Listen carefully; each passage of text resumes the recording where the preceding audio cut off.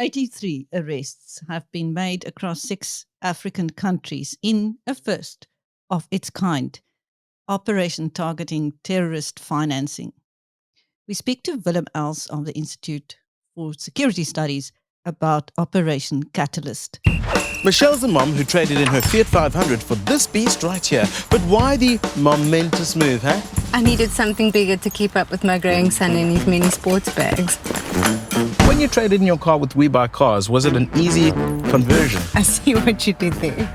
The process was just so easy. I was given a tablet, had to sign, and that was it. Basically, We Buy Cars is no mess, no fuss. Okay, it was nice chatting. We Buy Cars, the easiest way to sell your car by far. Welcome, Willem. Hello, Chris. Thanks for inviting me. Yeah, I think it was a really big event. It was the first of its kind, as you mentioned, and it made a huge impact on Africa. Willem, in which countries did this operation hit? Okay, what they did is they focused on 6 countries, and those countries are Angola, in our region, Cameroon, Kenya, Namibia, and Nigeria, and then South Sudan. And it's strange that only those countries were targeted. There must be a reason for them to target them. If you look at, for instance, Nigeria is the financial hub for West Africa, where Kenya is the financial hub for East Africa. But they haven't targeted the financial hub for Southern Africa, that is South Africa. So that is quite interesting. But they looked at Namibia, they looked at Angola, and South Sudan is a bit of an outlier because there's not a lot going on there, a lot of turmoil and civil war going on. So the fact that they went there is actually surprising. I was perplexed that they skipped South Africa because we know that South Africa has become a hub for terrorism financing. Exactly. You know, some time ago, a team from Times did an investigation, and they came up with a conclusion that more than 6 billion rand is being channeled towards countries in conflict, and most probably going to terrorists in that groups in that country. And also, we saw that with FATF when they greylisted us. That was one of the main concerns. And if you look at what's happening here in South Africa, a lot of money is being generated. And we see that the main routes that it takes is to Puntland. And that's very interesting because in some of the cases, it came up that came before court. And then in Puntland is actually a self-governing area of Somalia that's not under control of the president of Somalia. They've got a settling government there. So that makes it very difficult for South Africa now to follow the money and even to interact with them. And if you want to subpoena people to come to testify in court, etc., it cannot happen. So that just makes it very difficult for us to follow that money. But we see that from there, the money is being channeled, of course, for their own operations, but it's also been channeled towards the DRC, the Central Republic of ISIS in Congo, as well as to West Africa, where ISWAP is very busy, the Islamic State in West Africa. But also we saw that it's being channeled towards the Islamic State in Mozambique, that is in Cabo Delgado.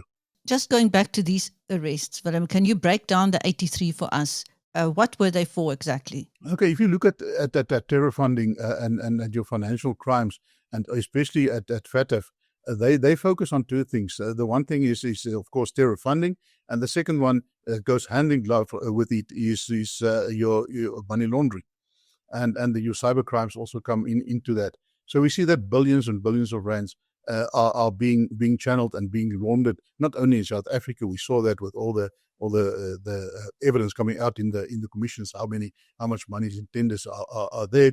But we see that they recovered. I think they screened 15,000 people, and they uncovered $260 million US dollars just through that.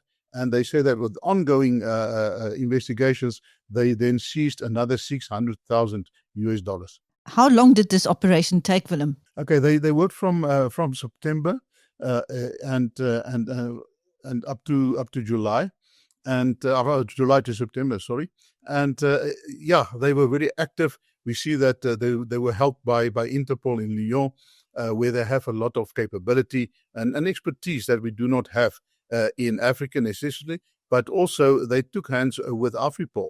Now, people must understand where AFRIPOL is coming from. You know, AFRIPOL has been there in name for a long time, where they attempted to actually establish a single police service for Africa that will be coordinated by the African Union, very much on the same lines as Europol that is established in Europe, that help them. That's sort of almost like your FBI that is working in all the states on certain matters. They've got certain jurisdictions and so on, but it never really took off, and it never got the support that it was really that it really deserved. And it is really at the moment, it is almost like a lame duck that is situated there in Addis. So for them now to come up with this one, I think it goes a long way to strengthen the cause of AFRIPOL, and to see how they and Interpol can take hands in order to make our continent a safer place. So who coordinated AFRIPOL and Interpol in this operation? Interpol is coordinated by Interpol itself. They've got if I'm not mistaken, about 119 member countries. The headquarters is in Lyon, in France. And in Africa, we've got basically 4 different regions. Here in Southern Africa, you've got the SADC region, or the SARPCO region. And then in East Africa, you've got in Kenya, the IAPCO, or the East African Communities region. Then in Central Africa, you've got the CAPCO region. And in West Africa, the WAPCO region. All the countries north of the Sahel, they are regarded as to be part of the Middle East, or the Arabic sort of center. So that is where Interpol comes from. But if it goes to AFRIPOL, AFRIPOL is actually controlled by the African Union, is one of the arms or one of the organs of the African Union. Who initiated this operation? I think it was the new. You know, last year we got a new Secretary General for Interpol incoming. Before him, it was Dr. Jürgen Stock from Germany. He was here for a long time, did a lot of good work. And now, when the new broom was elected, as we call him, he's from Brazil. He came in and he had new ideas, he had new visions and a new strategy. And one of that was to take hands with AFRIPOL, and also to actually see how they can look at your problems at the moment. It's been identified as 12 countries of I think it's 23 countries at the moment are being grey listed in the world, and 12 of those countries are from Africa. So that's more than half of those countries are from Africa. It just indicates that there's a problem, and not, as I mentioned, with terror funding that is really big, but also your money laundering that is being done in these countries. And if you do not curb that, then they say that the illicit economy in Africa is almost twice as big as the legal or the normal economy. Willem, what makes tackling terrorist financing so complex? Yeah, in the first place, these people make use of very complex means in Africa, or for instance, or in your Arab-speaking world, you have what they call the Hawala system. Now, that's an ancient system of trust in how money is being moved, and it's very secretive, and it really doesn't leave a big paper trail. So that is being abused. It's a good system that is being used for ages by your merchants and by these people. But now it's being abused by your terror organizations as well. And then also, they venture into cryptocurrencies. For instance, there's a case currently ongoing it's been on the books for a very long time in KwaZulu-Natal. It was a couple from the UK that was actually killed by Del Vecchio, and he's alleged to be killed.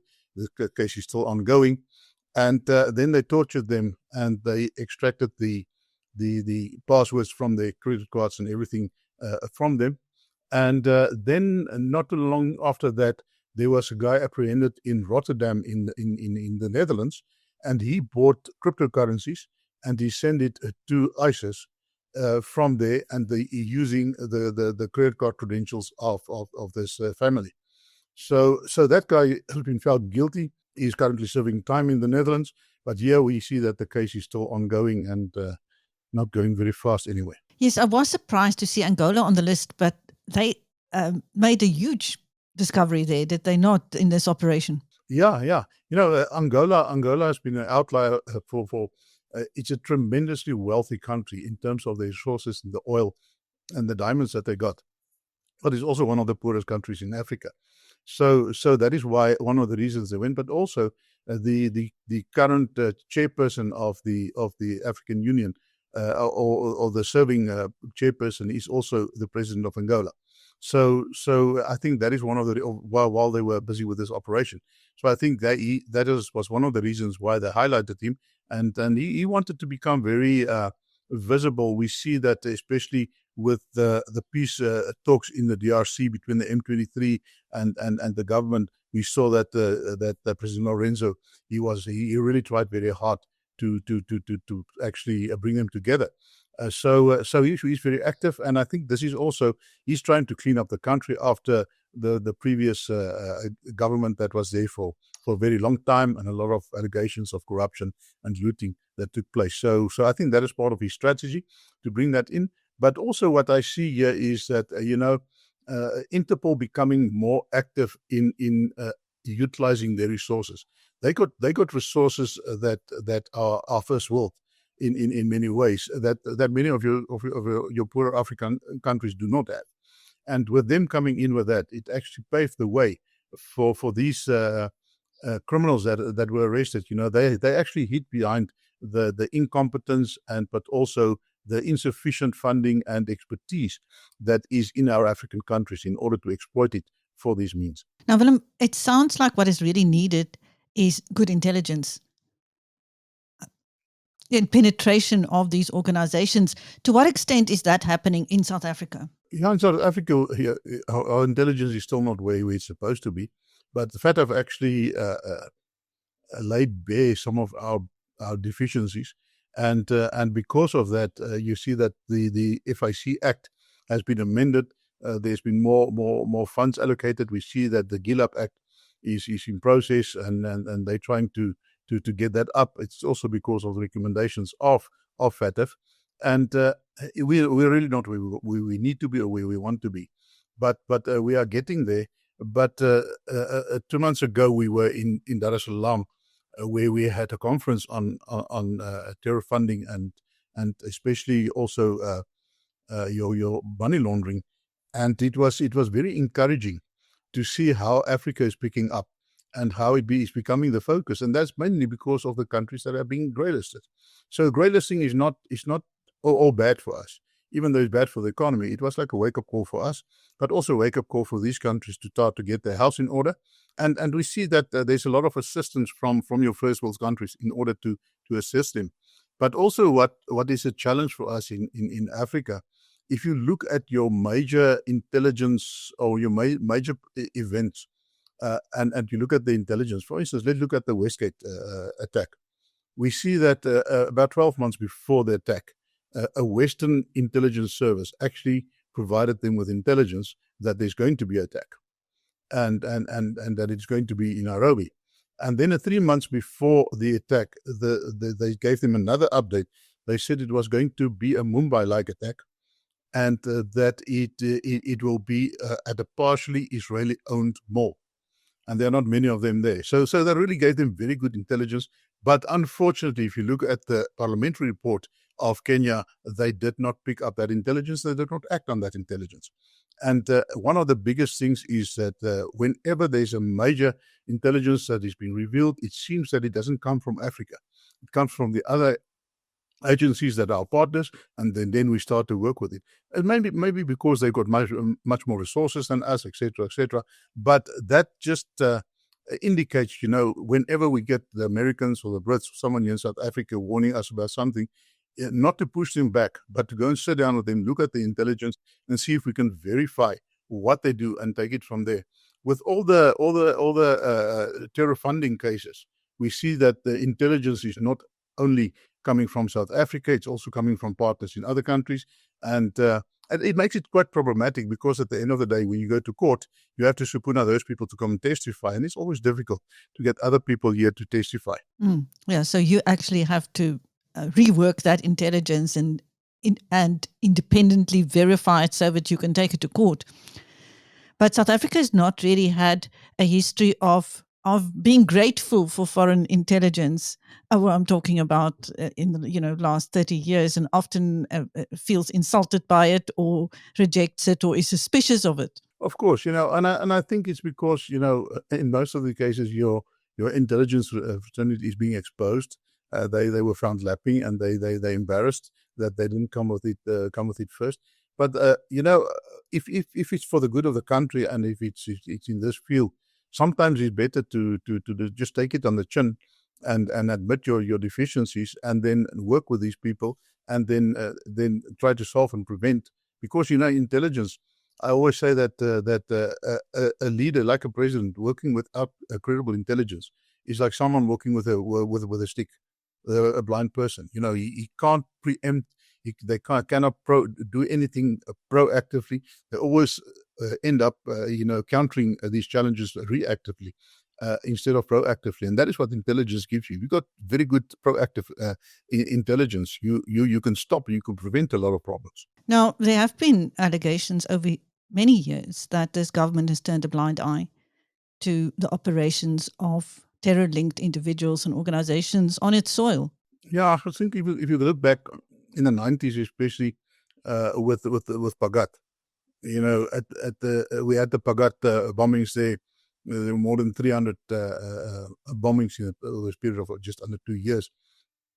So intelligence there was really lacking, because after 94, there was a hesitancy, there was distrust, there was a lot of challenges that we had to go through in the moving into the new South Africa and the systems, and of course these people they exploited that, and we lacked that, and even if you look then at your trial that came just after that, your Boeramag trial, the one that lasted for so long.